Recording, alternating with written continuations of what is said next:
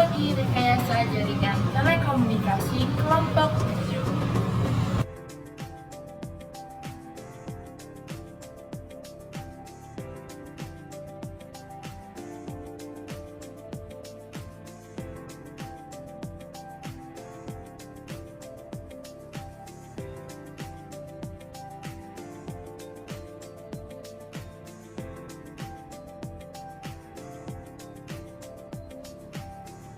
Video ini dibuat untuk menyelesaikan salah satu tugas dalam mata kuliah Regulasi Telekomunikasi dengan dosen pengampu Ibu Dr. Afrita Amelia, STMT.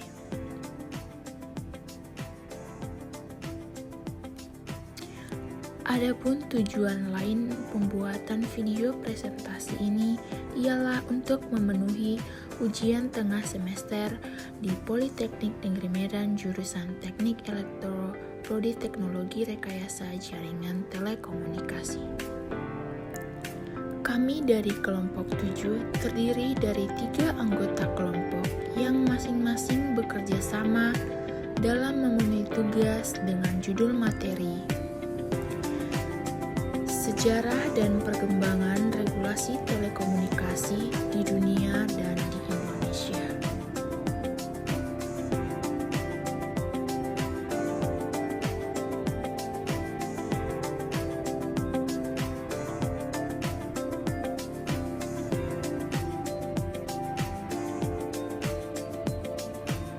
Dengan anggota kelompok yang pertama Avendo Nainggolan dengan NIM 21052110003, yang kedua Nursanti Simatupang dengan NIM 210521100, dan yang terakhir saya sendiri Rani Eliska Silitama dengan NIM 21052110007.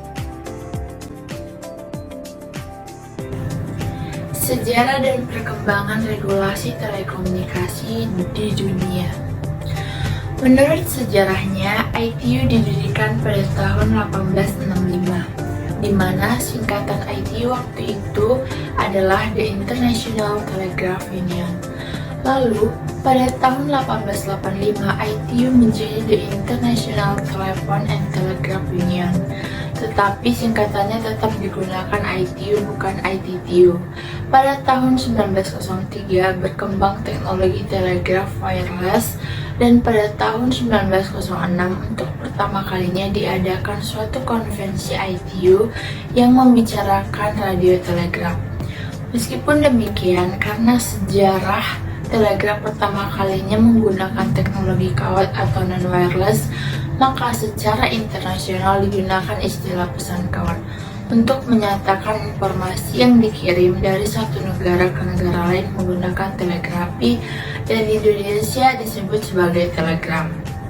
Selama puluhan tahun, teknologi telegrafi telah menggunakan kecepatan transfer informasi sebesar 50 baud, yang setara dengan 75 bit per second di era digital.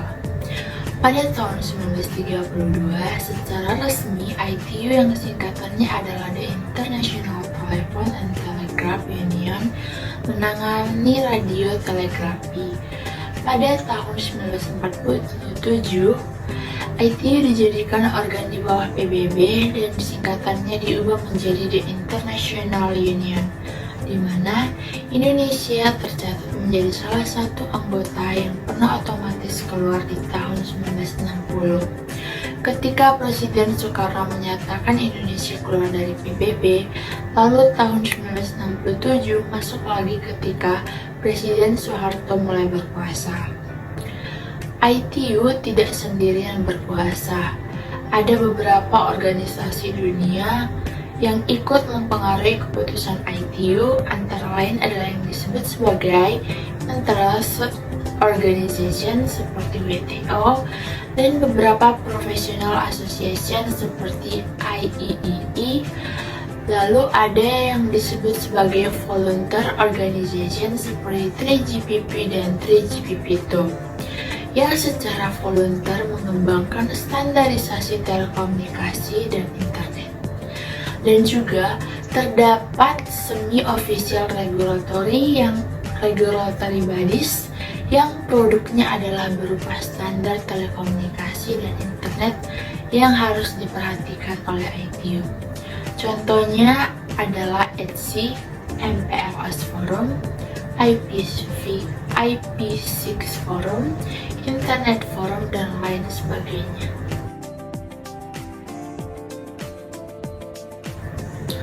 Posisi tertinggi dari Badan Regulator Telekomunikasi di dunia adalah ITU atau The International Telecommunication Union yang pada tahun 1947 dijadikan sebagai salah satu organ persatuan bangsa-bangsa atau United Nations yang sejajar kedudukannya dengan UNICEF, UNESCO, ILO, FAO, WHO, dan lain sebagainya.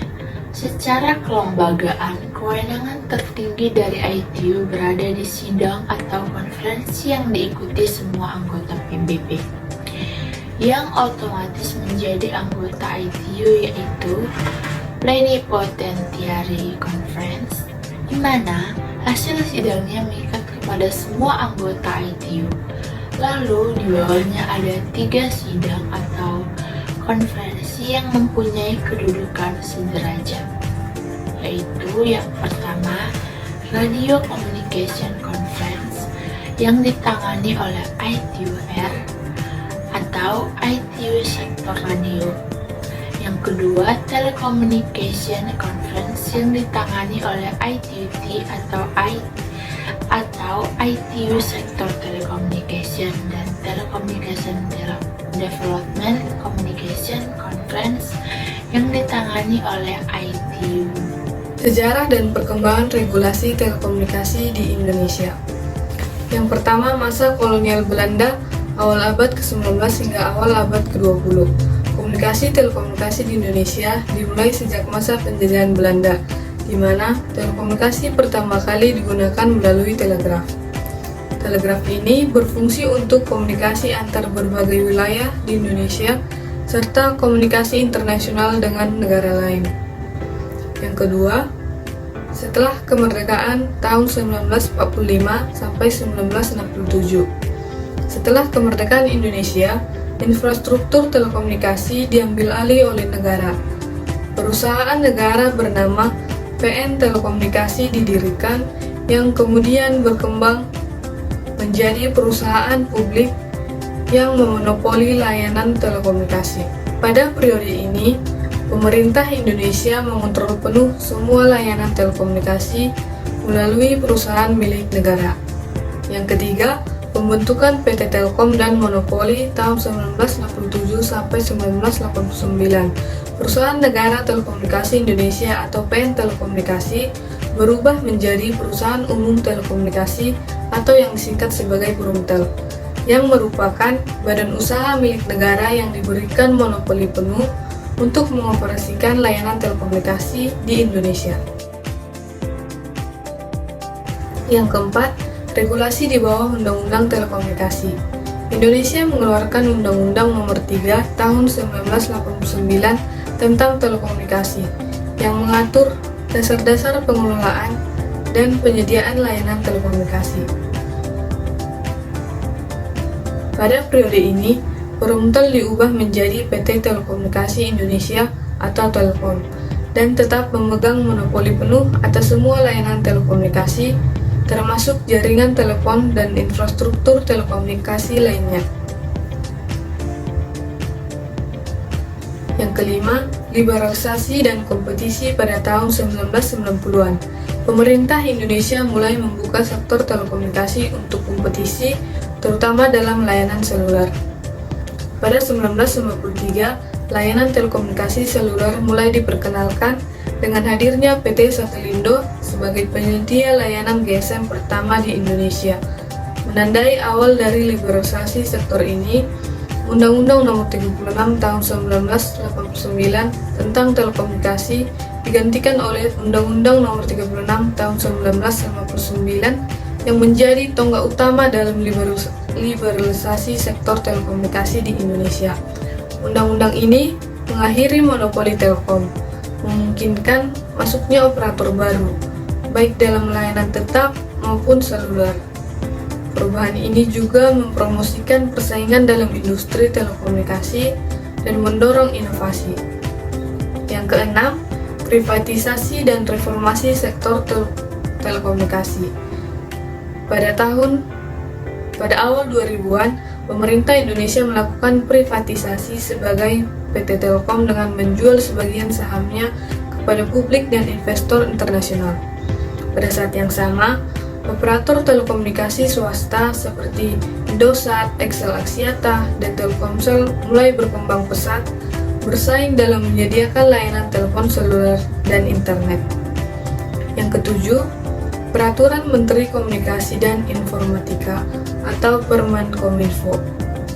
Pada dekade ini, Kementerian Komunikasi dan Informatika atau Kominfo mengeluarkan berbagai peraturan untuk mengatur layanan internet dan data, spektrum frekuensi, serta keamanan cyber. Misalnya, Peraturan Nomor 1 Tahun 2021 tentang tata cara penetapan alokasi dan penggunaan spektrum frekuensi radio mengatur penggunaan spektrum untuk teknologi baru seperti 5G. Undang-Undang Informasi dan Transaksi Elektronik atau Undang-Undang ITE dibuat pada tahun 2008 dan diperbarui pada tahun 2016, menjadi dasar hukum untuk mengatur kegiatan di dunia maya, termasuk transaksi elektronik, perlindungan data pribadi, dan sanksi terhadap kejahatan cyber. Berdasarkan pembahasan sebelumnya, maka dapat kami sebutkan bahwa 1. Sejarah regulasi telekomunikasi di dunia dimulai dengan pembentukan Internasional Telekomunikasi Dunia atau ITU pada tahun 1865 yang awalnya dikenal sebagai International Telegraph Union.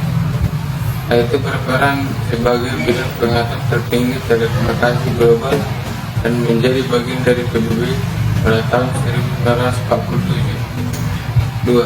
ITU terdiri dari 3 sektor utama, yaitu R, radio spektrum frekuensi, ITT, teknologi telekomunikasi, dan ITD, pengembangan telekomunikasi. Organisasi ini berperan dalam mengatur standar internasional sektor telekomunikasi dengan dukungan berbagai organisasi global dan asosiasi profesional. 3. Di Indonesia, perkembangan regulasi telekomunikasi dipengaruhi oleh perubahan teknologi dan kebijakan internasional, khususnya dengan masuknya Indonesia ke WTO pada tahun 2005.